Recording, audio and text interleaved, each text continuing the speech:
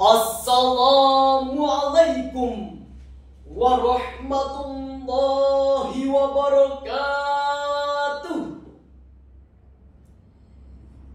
Alhamdulillahilladzi ja'ala islaman tariqan sawiyah. Assalatu wassalamu ala sayyidina Muhammadin. Kana sadiqal wa'di wa kana rasulan nabiyya. Wa ala alihi wa ashabihi alladhina yuhsinuna islamahum wa lam yaf'alu syai'an fariya. Amma ba'd. Dewan Hakim yang arif dan bijaksana, hadirin sebangsa dan setanah air yang kami banggakan. Teknologi akan berkembang dengan cepat, pesat, melesat dan begitu dahsyat. Perkembangan teknologi akan memberikan dampak luar biasa dan akan merubah tatanan kehidupan. Hadirin, ibarat dua mata pisau. Perkembangan teknologi akan memberikan dampak yang sangat besar sekaligus memberikan ancaman bagi praktik ibadah keagamaan. Perkembangan teknologi informasi telah mengantarkan kita pada era di mana dakwah semakin tersebar luas, tak terbatas, dari tingkat lokal hingga internasional, dari dunia nyata hingga ke dunia maya. Salah masuk ruang-ruang vihara hingga gereja. Dari yang mendengarkan puluhan hingga jutaan, moderasi yang menggunakan kitab-kitab kuning yang lama hingga kitab berbasis digital. Namun sayang hadirin, dakwah di era digital masih belum sesuai dengan harapan. Masih banyak dai-dai yang gagap teknologi sehingga media banyak diisi oleh tayangan-tayangan yang bisa merusak pikiran dan hati, seperti tayangan pornografi dan porno aksi, ragam berita kontroversi, ancaman hoax dan provokasi. Bahkan media menjadi sarana penyebaran ideologi yang dapat merubah jati diri generasi muda bangsa ini. Jika ini dibiarkan hadirin, maka generasi muslim yang akan datang semakin terdegradasi. Mengingat betapa pentingnya hal ini, maka pada musabaqah syarhil Quran ini, izinkan kami untuk menyampaikan sebuah syarahan yang berjudul Membangun Peradaban Manusia di Era Digital, dengan landasan Al-Quran surat An-Nahl ayat 125. A'udzu billahi minasy syaithanir rajim.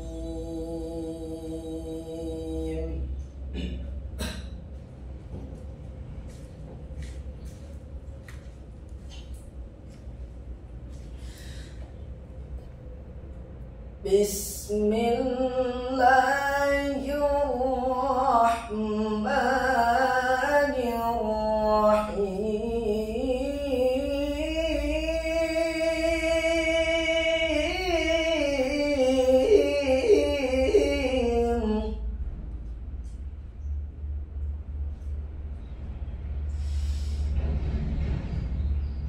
Ud'u ila sabili rabbika bil hikmati wal mau'izatil hasanati wajadilhum billati hiya ahsan.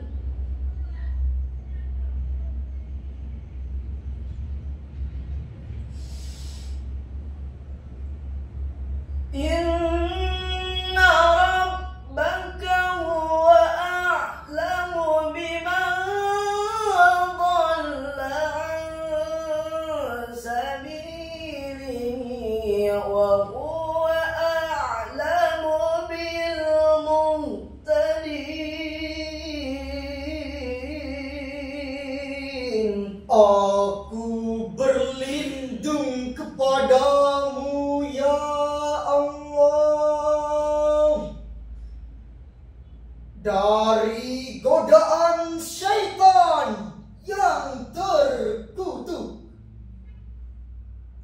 dengan menyebut nama Allah yang Maha Pengasih lagi Maha Penyayang.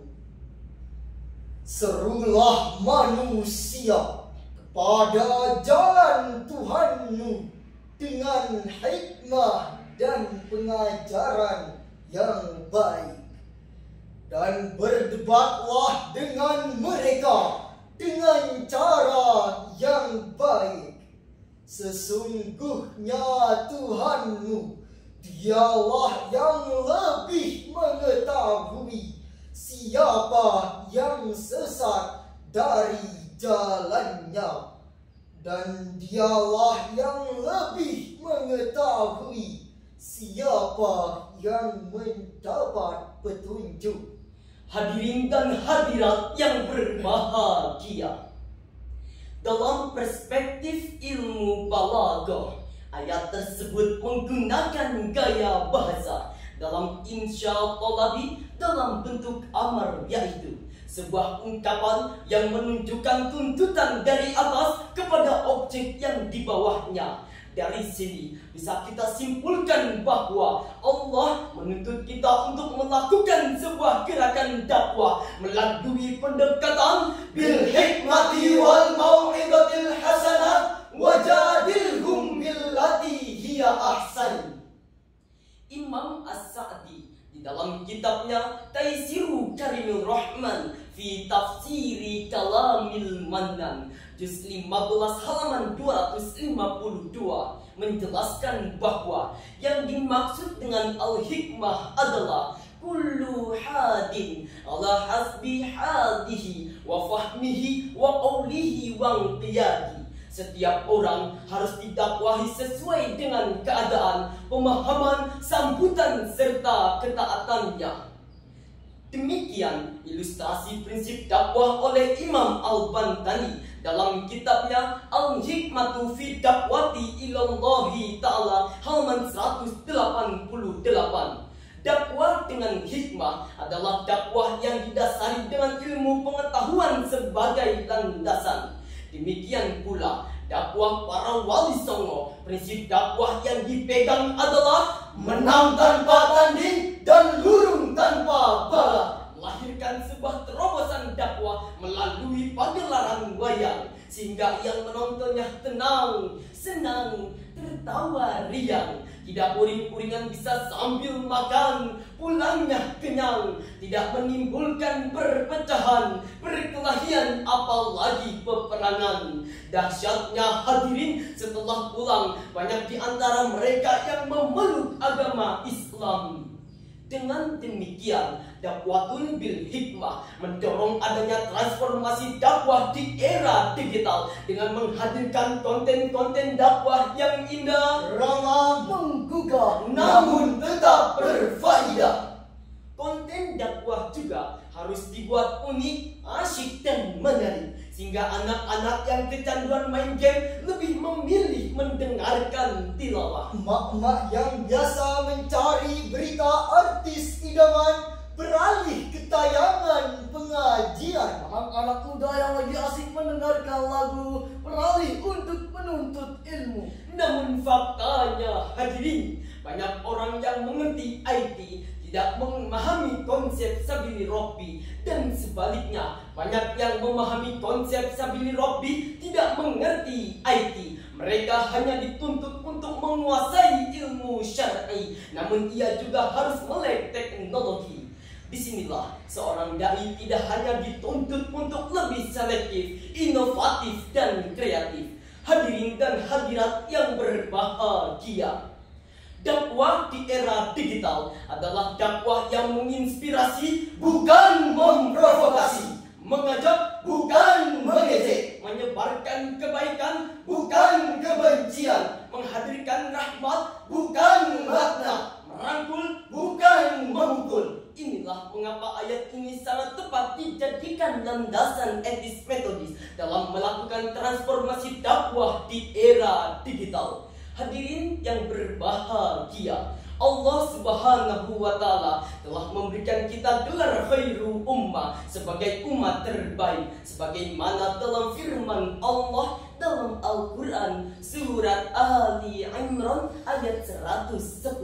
Kuntum khayra ummatin ukhrijat linnasi ta'muruna bil ma'rufi wa tanhauna 'anil munkar.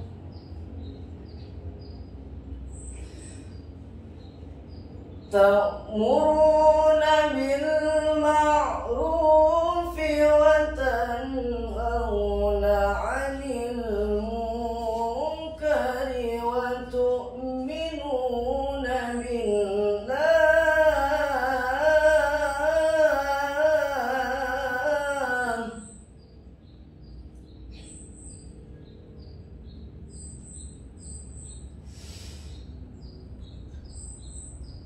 Walau amana ahlul kitab lakana khairan lahum minhumul mu'minuna wa aktsaruhumul fasiqun.